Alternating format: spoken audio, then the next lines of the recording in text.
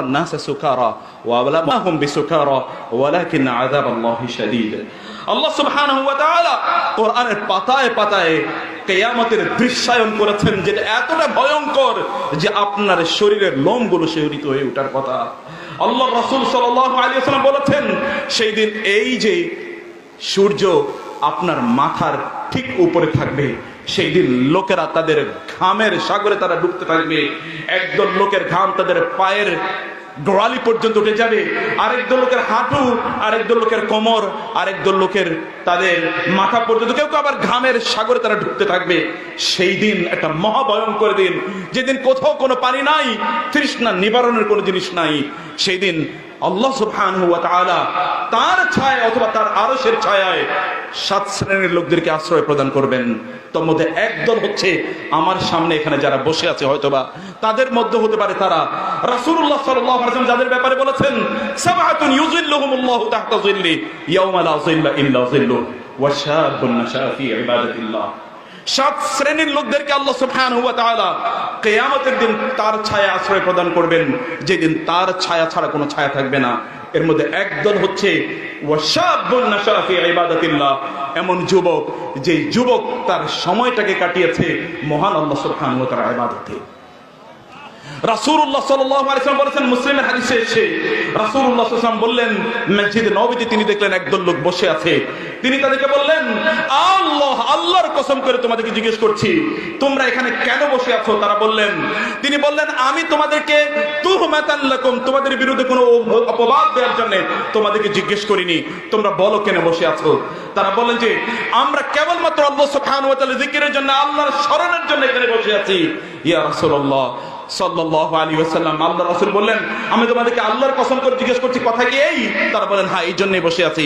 তিনি বলেন, আমি তোমাদেরকে কোনো অপবাদ দেওয়ার জন্য এটি বসিনি, বরং জিবরিল আমার কাছে এসেছিল এবং বলল যে ফা ইন্নাল্লাহা ইউবাহি বিকুম আল মালায়েকা, আল্লাহ সুবহানাহু ওয়া তাআলা ফেরেশতাদের সামনে তোমাদের নাম উচ্চারণ করে গর্ব করছেন। এই যুবকরা এখানে বসে আছে, এরা আমার জিকিরে তারা রত, আমার স্মরণে তারা রত, আমার দিন নিয়ে তারা চিন্তা ভাবনা করছে। আমি ফেরেশতারা তোমাদের সামনে গর্ব করছি, এরাই হচ্ছে আমার প্রকৃত বান্দা। প্রিয় ভাইরা, সম্মানিত বোনেরা, আপনি কি দিন পেয়েছেন? আপনি পেয়েছেন কি? সেটি কি আপনি বুঝতে পেরেছেন কখনো? আপনি কি তা নিয়ে কখনো ভেবেছেন? আল্লাহ সুবহানাহু ওয়া তাআলা আপনার জন্য যারা যুবক আছেন, আল্লাহ সুবহানাহু ওয়া তাআলা আপনাকে দিয়ে কি করতে পারেন আপনি কি একবার ভেবে দেখেছেন?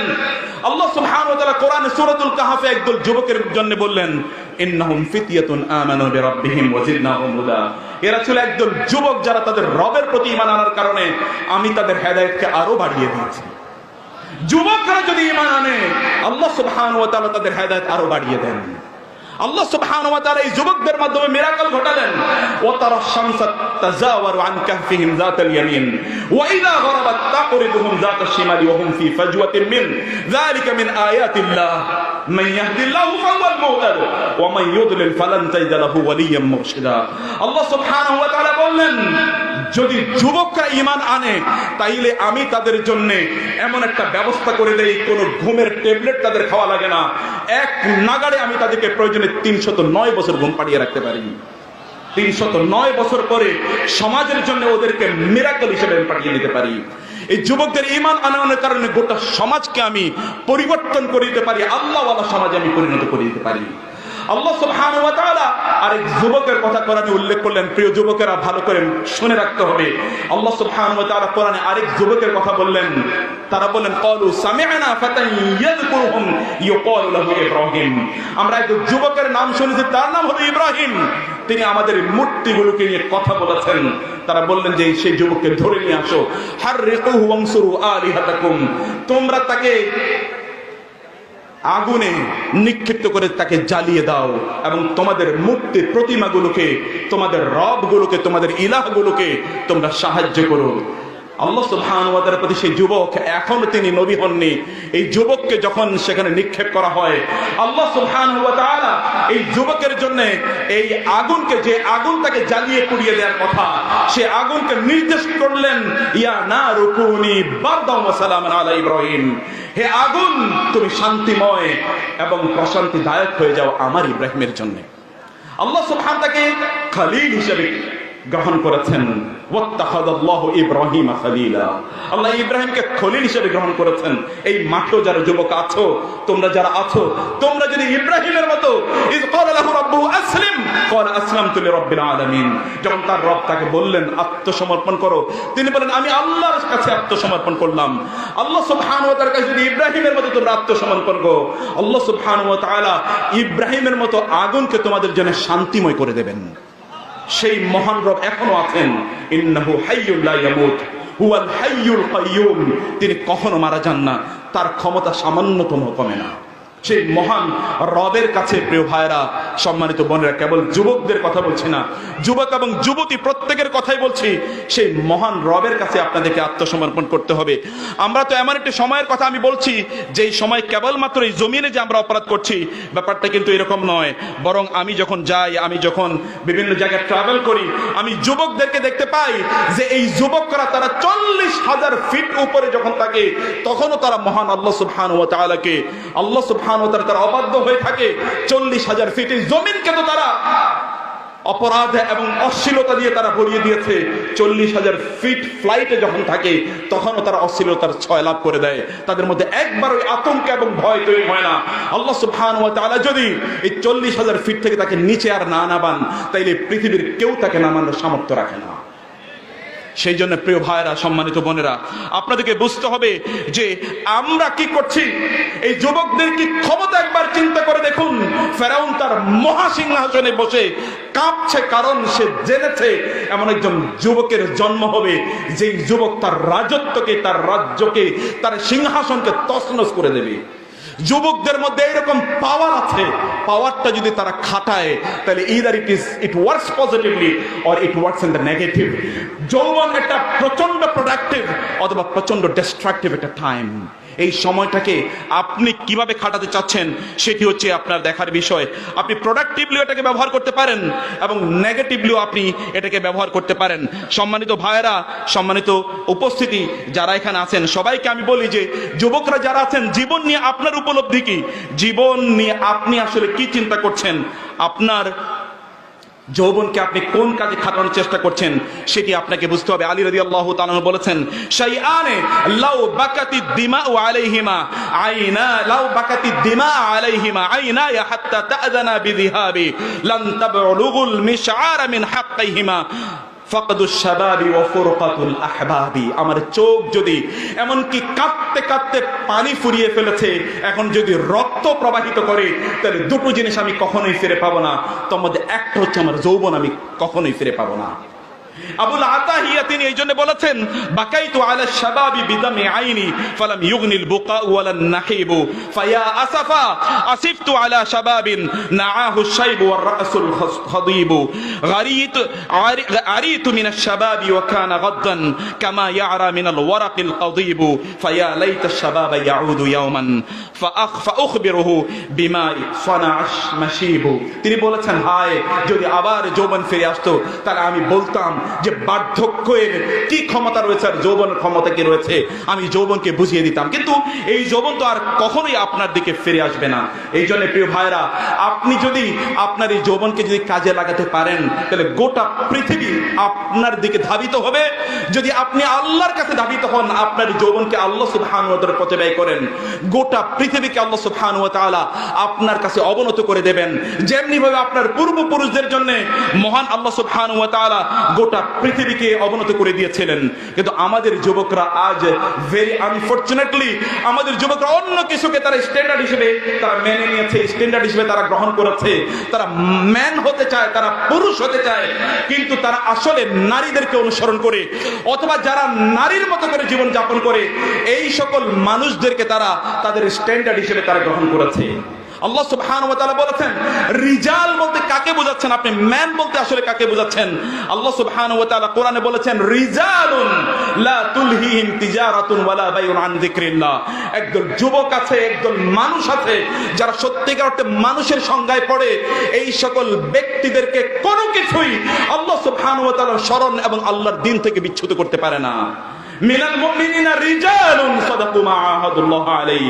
মুমিনদের মধ্যে একদল আছে যারা মানুষ, যারা পুরুষ আল্লাহ সুবহানাহু ওয়া তাআলা বললেন আল্লাহর সাথে তারা যা প্রতিজ্ঞা করেছে এই প্রতিজ্ঞাকে প্রয়োজনে তাদের জীবন দিয়ে তারা পূর্ণ করে দেয়। আবু উবাইদা রাদিয়াল্লাহু তাআলা আনহু ইয়ারমুকের যুদ্ধ, এক খ্রিস্টান এক যোদ্ধা, বিশাল যোদ্ধা, এক খ্রিস্টান যোদ্ধা ঘোষণা করলো যে আমার সাথে যুদ্ধ করার মতো কে আছে। এক যুবক বের হয়ে আসলেন এবং বললেন আবু উবাইদা, তিনি সেনাপতি, আমাকে একটু অনুমতি দেবেন, আমি এর বিরুদ্ধে যুদ্ধ করতে চাই এবং আল্লাহ সুবহানাহু ওয়া তাআলার ভালোবাসা, আল্লাহর দ্বীনের যে ভালোবাসা, এটা আমি একটু টেস্ট করতে চাই, আমি এটা অন্তর দিয়ে উপলব্ধি করতে চাই। আবু উবাইদা বললেন যাও।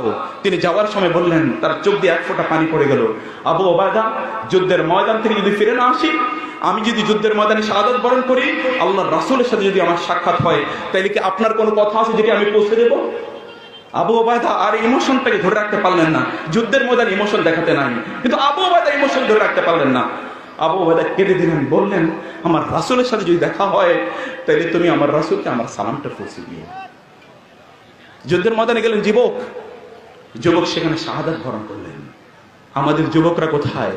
যুদ্ধের ময়দান তো চারিদিকে, everywhere the battlefield, the war is going everywhere. যুদ্ধ সর্বত্র চলছে, সর্বত্র যুদ্ধের ঘনঘটা। কিন্তু তুমি কোথায়? আপনি কোথায়? আপনি কিসের স্বপ্নে আপনি বিভোর হয়ে আছেন? কিভাবে আপনার সময়টাকে আপনি কাটাচ্ছেন? আপনি কি করছেন প্রিয় ভাইরা, সম্মানিত যুবকরা, প্রিয় যুবতীরা, আপনারা কি করছেন? সেই জন্য বলছি, দুনিয়া, এই পৃথিবী নিয়ে আপনার স্বপ্ন কি? এই পৃথিবীকে আপনি কিভাবে দেখছেন? পৃথিবীতে আপনার সময়টাকে আপনি কিভাবে কাটানোর চেষ্টা করছেন? আপনি এই পৃথিবী নিয়ে আপনি কি চিন্তা করছেন, কি ভাবছেন? আপনি কি তাকাননি মহান আল্লাহ সুবহানাহু ওয়া তাআলা ইন্নামাল হায়াতুদ দুনিয়া, আল্লাহ সুবহানাহু ওয়া তাআলা বললেন এই দুনিয়ার জীবন আল্লাহ সুবহানাহু ওয়া তাআলা কিভাবে সংজ্ঞায়িত করেছেন। কোরআনে যদি আয়াতের দিকে তাকান, আপনি পাতায় পাতায় দেখতে পাবেন, ওয়াদরিব লাহুম মাসালাল হায়াতিদ দুনিয়া কামা ইন আনজালনাহু মিনাস সামাই ফাখতালাতা বিহি নাবাতুল আরদি ফাআসবাহা হাশীমান তাযরুহু রিয়াহ ওয়া কানা আল্লাহু আলা কুল্লি শাইইন কাদিরা। আল্লাহ সুবহানাহু ওয়া তাআলা সূরা মুক্তাদিরা, আল্লাহ সুবহানাহু সূরাতুল কাহফে বললেন এই দুনিয়ার জীবন একটা এক্সাম্পল হলো ওই কৃষকের মতো, যে কৃষক ফসল ফলিয়েছে, ফসল যখন তার যৌবনে আছে, কিছুক্ষণ পরে এমন একটা অবস্থা হলো যে এই ফসলগুলো সব হলুদ বর্ণ ধারণ করেছে, অর্থাৎ এই ফসলগুলো সব নষ্ট হয়ে গিয়েছে, এই ফসলগুলো সব নষ্ট হয়ে গেছে। এই দুনিয়ার জীবনটা এমন। যুবক, তুমি মনে করছো তুমি আর যৌবনের শক্তির তুমি টকবক করছো, তুমি কি দেখোনি এমন বহু ব্যক্তি রয়েছে যারা যুবক, ইউসবিহু ওয়া ইউমসি আমিনান ওয়া কাদ নুসিজাত আকফানুহু ওয়া হুয়া লা ইয়াদরি।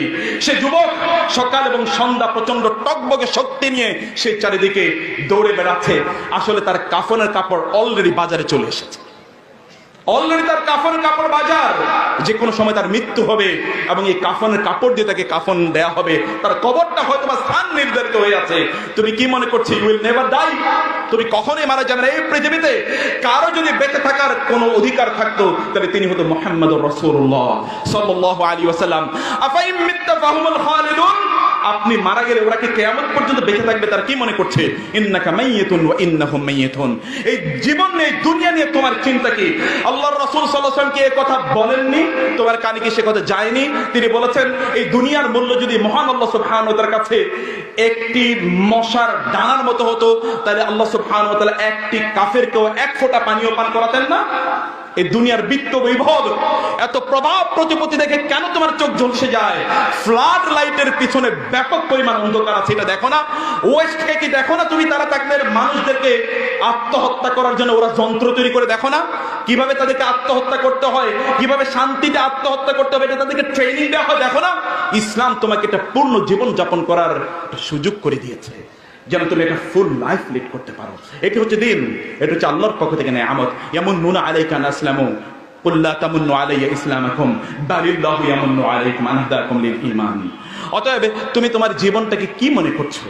তুমি এই জীবন থেকে কি, তুমি মানুষ হিসেবে তুমি কি মনে করছো তুমি প্রচন্ড নাদুস নুদুস চেহারার শরীরের অধিকারী হবে? তুমি কি দেখো না যে কোরবানিতে কোন গরু অথবা কোন ছাগলটাকে কোরবানি করা হয়? এটা কি তুমি দেখো না? যার মাংস বেশি তাকে কোরবানি করা হয়। তুমি কি ওইরকম কোরবানির প্রাণীতে তোমার নিজকে রূপান্তরিত করতে চাও? জিমে গিয়ে তুমি কার জন্য এই শরীরকে তৈরি করছো? জাহান্নামের জন্য তৈরি করছো নাকি জান্নাতে যাওয়ার জন্য তুমি নির্মাণ করছো তোমার শরীরকে?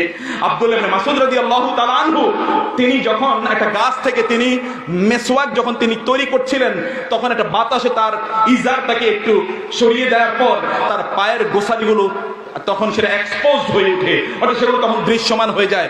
এটা এতটা চিকন ছিল, অন্য সাহাবায়ে কেরাম রাদিয়াল্লাহু তাআলা আনহুম হেসে দিলেন। রাসূল সাল্লাল্লাহু আলাইহি ওয়াসাল্লাম বললেন, মিম্মা তাদহাকুন, তোমরা কি দেখে হাসছো? রাসূলুল্লাহ সাল্লাল্লাহু আলাইহি ওয়াসাল্লামের উত্তর দেন, মিন দিক্কাতি সাকাইহি ইয়া রাসূলুল্লাহ, ইয়া রাসূলুল্লাহ, তার পায়ের গোড়ালিগুলো প্রচন্ড চিকন, এটা দেখে আমরা হেসে দিলাম। রাসূল সাল্লাল্লাহু আলাইহি ওয়াসাল্লাম বললেন, আল্লাহর কসম করে বলছি, এই দুটো পায়ের গোড়ালি যদি মিজানের দাড়িপাল্লায় রাখা হয় তাইলে মিজানের দাড়িপাল্লাগুলো এত এত ভারী হবে যে এগুলোকে নিচে নামার মতো আর কার ক্ষমতা থাকবে না। তুমি কি দেখো না, তুমি কি বুঝো না যে কি আল্লাহ সুবহানাহু ওয়া তাআলা গোটা পৃথিবীর এত বিত্ত বৈভব, এত সম্পদ, এত সম্মান নিয়ে যারা আছে তারা কোন দিকে ধাবিত হচ্ছে? এগুলো সবকিছুর মূল্য তো আল্লাহ সুবহানাহু কাছে একটা মশার দাঁড়ার মতো নয়। তাহলে তোমার রুচিটা এই লেভেলের কেন? তুমি কেন সেখানে পড়ছো? তুমি কেন মাসি হচ্ছ? তুমি কেন মাছি হচ্ছ? তুমি কি মৌমাছি হতে পারোনি? তুমি মশা হচ্ছ কেন? তুমি কি মৌমাছি হতে পারোনি? মৌমাছি তো সে খায় যা, উৎপাদন করে যা, সবকিছুই কল্যাণকর। ও তো মধু উৎপাদন করে, ও তো ফুলের উপর বসে। তুমি কেন মাছি হচ্ছ যে তুমি ময়লা, আবর্জনা, নোংরা, পচা, দুর্গন্ধময় জিনিসের উপর তুমি তোমার দৃষ্টি নিবারিত করছো, দৃষ্টি নিবৃত করছো, দৃষ্টি ফেলছো? কেন তোমার রুচি এই লেভেলে গেল? তুমি তো মুসলিম যুবক, তোমার কি খোবাইব রাদিয়াল্লাহু তাআলার কথা মনে নাই? ফালাস্তু উবারিহিনা উক্তালু মুসলিমান, ওরা আমাকে হত্যা করতে চায় কারণ রাসূলের প্রতি আমি ঈমান এনেছিলাম। আমি তাদেরকে বললাম, তোমরা আমাকে 2 রাকাত সালাত আদায় করতে দাও। এরকম একটা যুবক হও না তুমি। যাকে হত্যা করার জন্য ওরা নিয়ে গেছে তিনি বললেন 2 রাকাত সালাত আদায় করতে দাও। এখনো ফাঁসির কাছে যারা যায় তার 2 রাকাত সালাত আদায় করার সুন্নাহ যার কাছ থেকে এসেছে, আলাইকুম বিসুন্নতি, আলাইকুম বিসুন্নতি ওয়া সুন্নাতিল খুলাফা আল রাশিদিল মাহদিয়িন মা আনা আলাইহি ওয়া আসহাবি।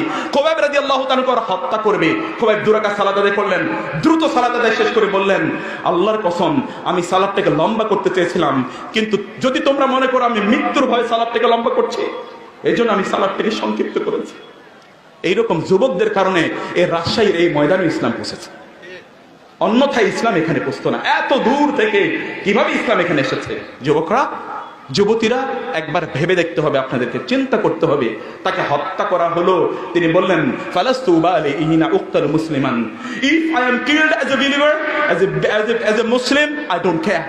তাহলে আমি কেয়ার করি না যদি আমাকে হত্যা করা হয়, যেই কোনোভাবে ওরা আমাকে হত্যা করুক না কেন, যেহেতু আল্লাহ এবং আল্লাহ রাসূলের প্রতি আমি ঈমান এনেছি, আমার লস করার কিছুই নাই, আমার হারানোর কিছুই নাই। যা কিছুই আমার, সবকিছু আমার অর্জন, কেবল আমি অর্জনই করব। এটি হচ্ছে তোমরা তাদের বংশধর যাদেরকে দেখলে আল্লাহ রাসূল সাল্লাল্লাহু আলাইহি ওয়াসাল্লাম বলেছেন, নুসিরতু বির-রু'বি মাসিরাতা শাহরিন ওয়া মাসিরাতা সাফারিন। দুটো বর্ণে আছে, আমি যদি কোথাও যেতাম, শত্রুরা 1 মাসের রাস্তার দূরত্ব থেকে আমার আগমন দেখে তারা ভয় পেয়ে যেত। তোমরা কি মুতার যুদ্ধের কথা শুনোনি? সেখানে 3000 সৈন্য কিভাবে লক্ষ লক্ষ সৈন্যকে পরাজিত করে সেখান থেকে ফিরে এসেছে। তোমরা তাদের বংশধর, তাদের ব্লাড তোমাদের শরীরে রয়েছে, অথবা তাদের ঈমান তোমাদের চেতনায় লালন করতে হবে তোমাদেরকে। যদি সেই ঈমান তোমরা লালন করতে পারো, আবার আরেকবারে গোটা পৃথিবী তোমাদের পায়ের নিচে এসে পিষ্ট হবে। আল্লাহ সুবহানাহু ওয়া তাআলা এইভাবেই এই পৃথিবীকে তোমাদের জন্য তৈরি করেছেন। অতএব প্রিয় ভাইরা, সম্মানিত বোনেরা, আমি জানি এখানে আর 5 মিনিট সময় বাকি আছে, এর আরো 10 মিনিট আগে উনি দিয়েছেন। তো সে আলোচনা, এই শুধুমাত্র যুবকদের আলোচনা করার জন্য কয়েক ঘন্টা সময় লাগে, কিন্তু আমরা সেই সময় এখানে পাচ্ছি না। আমি সর্বশেষ যে কথাটি আপনাদেরকে বলতে চাই তা হলো যে আপনারা আল্লাহ এবং আল্লাহ রাসূল সাল্লাল্লাহু আলাইহি ওয়াসাল্লাম আপনাদেরকে যেভাবে দেখতে চান, যেভাবে আপনাদেরকে আল্লাহ এবং আল্লাহ রাসূল দৃশ্যায়ন করেছেন কোরআন এবং সুন্নাহয়, সেভাবে আপনাদেরকে আপনাদের জীবন যাপন করতে হবে। ওয়ালাউ শি'না লারাফা'নাহু বিহা ওয়ালাকিন্নাহু আখলাদা ইলাল আরদি ওয়াত্তাবা'a হাওয়াহু ফামাসালুহু কামাসালিল কালব ইন তাহমিল আলাইহি ইয়ালহাস আও তাতরুকুহু ইয়ালহাস যালিকা মাসালুল কওমিল্লাযিনা কাযযাবু বিআয়াতিনা ফাকসুসিল কসাস লাআল্লাহুম ইয়াতাফাক্কারুন। আল্লাহ সুবহানাহু বললেন, একদল লোক আছে তাদের ক্যারেক্টার হলো কুকুরের ক্যারেক্টার। এটা আল্লাহ বলেছেন, ফামাসালুহু কামাসালিল কালব ইন তাহমিল আলাইহি ইয়ালহাস, যদি তুমি তার উপর কিছু চড়াইয়া দাও, তাকে যদি ধমক দাও, তাহলে ও চিৎকার গেউ গেউ করে, আর কিছু না করলেও ঘেউ ঘেউ করে। ওটা তার ক্যারেক্টার। মুসলিম যুবকরা এইরকম ক্যারেক্টার অধিকারী হতে পারে না। মুসলিম যুবকদের ক্যারেক্টার হচ্ছে ভিন্ন রকম। মুসলিম যুবকদের ক্যারেক্টার হচ্ছে ভিন্ন রকম, যাদেরকে দেখে আল্লাহ রাসূলের কথা অনুসারে সাল্লাল্লাহু আলাইহি ওয়াসাল্লাম আল্লাহ সুবহানাহু ওয়া তাআলা ফেরেশতাদেরকে নিয়ে পর্যন্ত অহংকার করেন, গর্ব করেন, বলে এই হচ্ছে আমার যুবক, এদের কথা আমি বলেছিলাম, ইন্নী আ'লামু মা লা তা'লামুন, আমি যা জানি তোমরা তা জানো না। ফেরেশতাদেরকে আদমকে সৃষ্টি করার সময় আল্লাহ সুবহানাহু ওয়া তাআলা যে কথা বলেছিলেন, অতএব আপনাদেরকে এমন ভাবে আপনাদের নির্মাণ করা দরকার, আপনাদের চরিত্র নির্মাণ করা দরকার। অনেক ডেভিয়েশন আছে, এই ডেভিয়েশনের প্রত্যেকটা পয়েন্টে আলোচনা করার জন্য কয়েক ঘন্টা সময় লাগে। অনেক ডেভিয়েশন আছে, অনেক ডেভিয়েশন আছে। এখন তো আপনি সত্যি করতে ম্যান হয়েছেন কিনা, অথবা একটা সোসাইটিতে অথবা একটা গ্রুপ অফ পিপলে আপনার নিজেকে যদি আপনি ফিট করতে চান, তাহলে আপনাকে কিছু অপরাধ করতে হবে। তুমি বেটা এখনো সিগারেট খাইতে পারলে না, তুমি আমাদের ক্লাবের মেম্বার হতে পারবে না। তুমি পুরুষ হয়েছো কিনা আমি একটু বুঝতে চাই। আচ্ছা, ওই মেয়েটা যাচ্ছে, একটু টিজ করে আসো, তুমি পুরুষ হয়েছো কিনা এটা আমি দেখতে চাই, আমরা দেখতে চাই। এটাই তো এখনকার সমাজের স্ট্যান্ডার্ড। তোমার চুলগুলো কত লম্বা, এটা দিয়ে তুমি পৌরুষ হয়েছো, এটা তুমি প্রমাণ করতে চাও। পুরুষ অথবা মনুষ্যত্বের মধ্যে নাই, মনুষ্যত্বটা ভিন্ন জায়গা আছে, মনুষ্যত্বটা ভিন্ন জায়গা আছে। তোমার মধ্যে তো প্রকৃত অর্থে চরিত্র নাই, তুমি এখন আসলে মানুষই হতে পারোনি। তুমি সারা রাত ধরে তুমি গান শোনো অথবা বাদ্য শোনো, আর সারা দিন ধরে তুমি ঘুমাও। কিভাবে তোমাকে দিয়ে, তোমাকে তো শয়তান দেখে লজ্জা পায়, শয়তানও তোমাকে দেখে লজ্জা পায়। হয়তো শয়তানও মনে মনে বলে কিনা, ও তো আমার চেয়েও বড় শয়তান হয়ে গেছে। তোমার নিজকে পরিবর্তন করার জন্য তোমাকে আসতে হবে আল্লাহ এবং আল্লাহর রাসূলের কাছে, তোমাকে কোরআন কাছে আসতে হবে, তোমাকে সুন্নাহর কাছে আসতে হবে। তোমার লজ্জা হয় না তুমি শেক্সপিয়ার পড়ো কিন্তু তুমি কোরআন পড়তে পারো না? তোমার লজ্জা হয় না? তুমি ইংরেজি বুঝো, তুমি আরবি বুঝো না, তোমার লজ্জা হয় না? তুমি সায়েন্স বুঝো কিন্তু তোমার কোরআন তুমি বুঝো না, এদিকে তোমার লজ্জা হয় না? তোমার কি লজ্জা হয় না তুমি এ কথা বলো যে আমি এখনো শুদ্ধ করে কোরআন তেলাওয়াত করতে পারি না?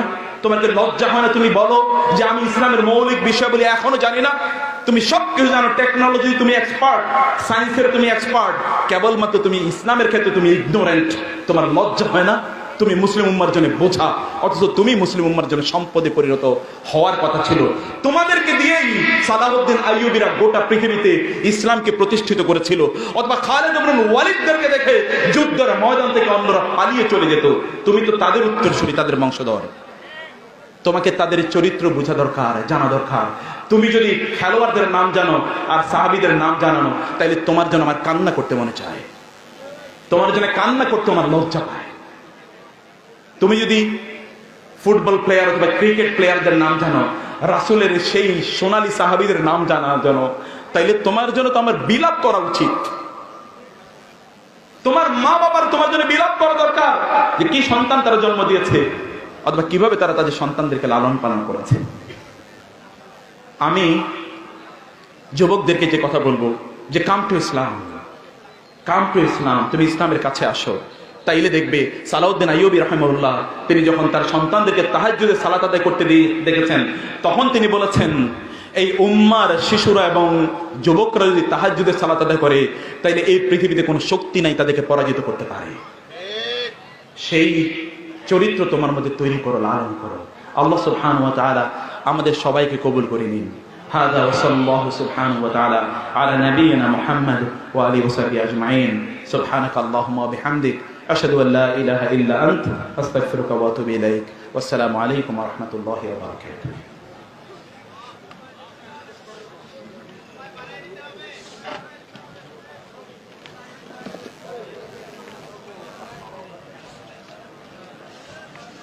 আলহামদুলিল্লাহ, সম্মানিত উপস্থিতি, আপনারা পোকার মতো হয়ে আলোচনা শুনছিলেন।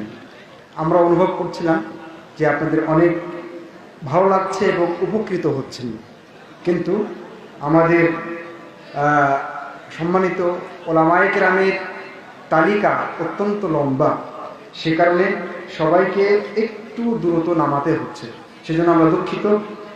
সম্মানিত উপস্থিতি, আমাদের দ্বিতীয় অধিবেশন এখনই শেষ হতে যাচ্ছে। এশার আজান হবে, তারপরে আমাদের তৃতীয় সালাতের পরে তৃতীয় অধিবেশন শুরু হবে। তার আগে বলে রাখি, ইতিমধ্যে আজকের প্রোগ্রামের সম্মানিত প্রধান অতিথি তিনি তার আসন অলঙ্কৃত করেছেন, শেখ আব্দুস সামাদ সালাফি। এখন এশার আজান হবে, আজান দিবে আব্দুল বাসেত, ছাত্র ষষ্ঠ শ্রেণী আল জামিয়া সালাফিয়া, ডাঙ্গিপাড়া, রাজশাহী। আজকে এশার সালাতের ইমামতি করবেন হাফেজ কারি মাওলানা ইব্রাহিম মোল্লা।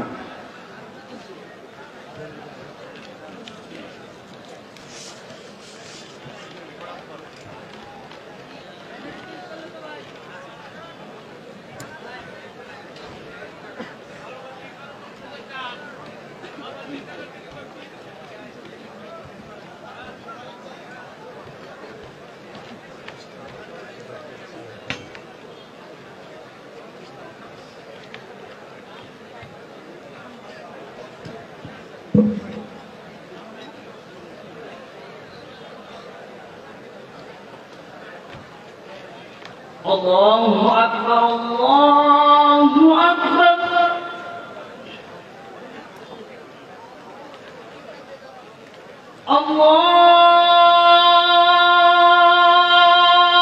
الله أكبر الله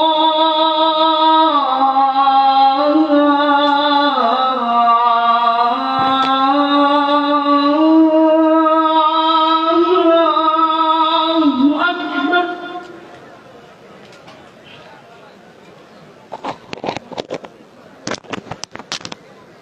أشهد أن لا إله إلا الله.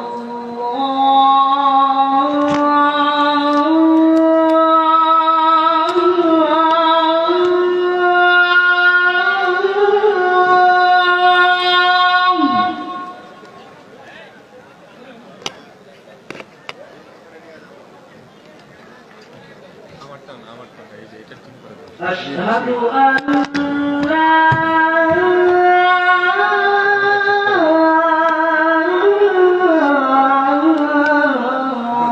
إله إلا الله.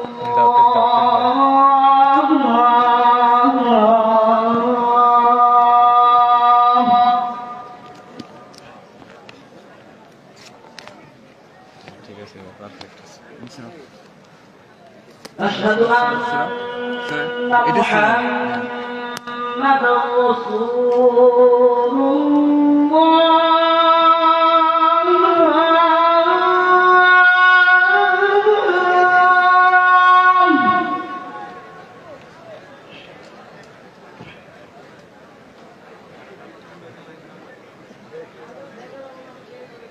أشهد أن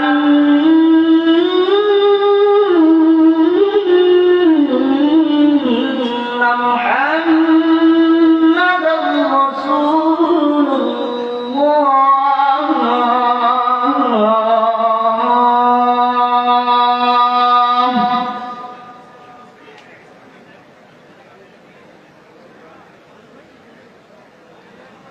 حي على الصلاة.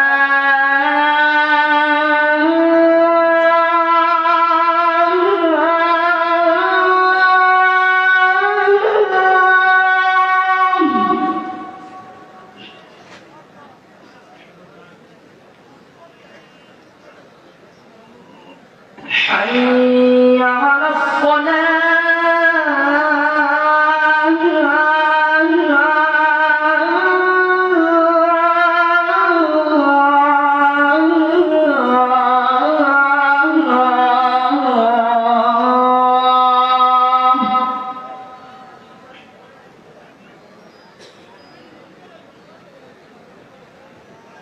حي على الفلاح.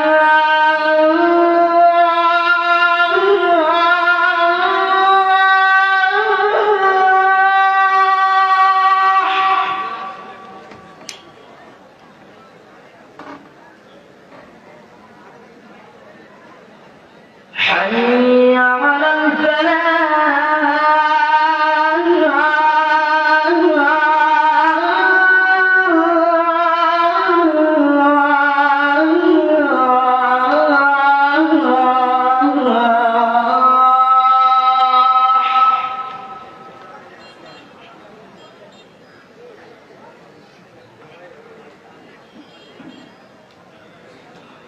الله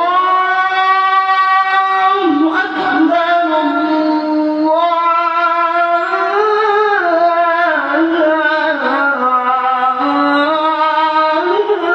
الله أكبر.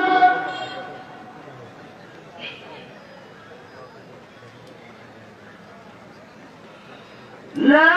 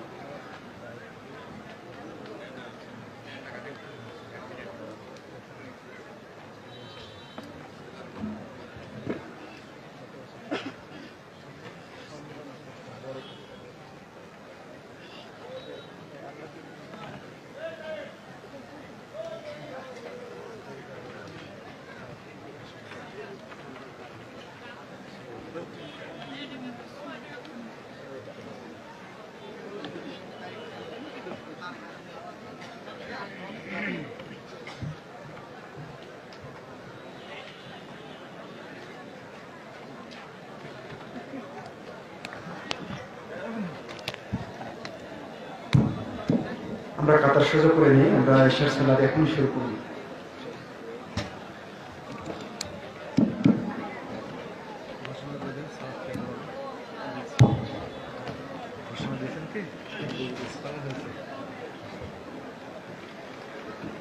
এশার সালাতের ইমামতি করবেন হাফেজ কারি মৌলানা হাবিবুর রহমান মুন্নি।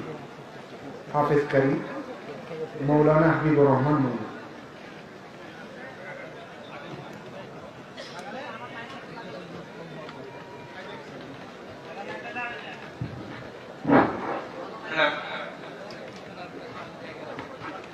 Hello.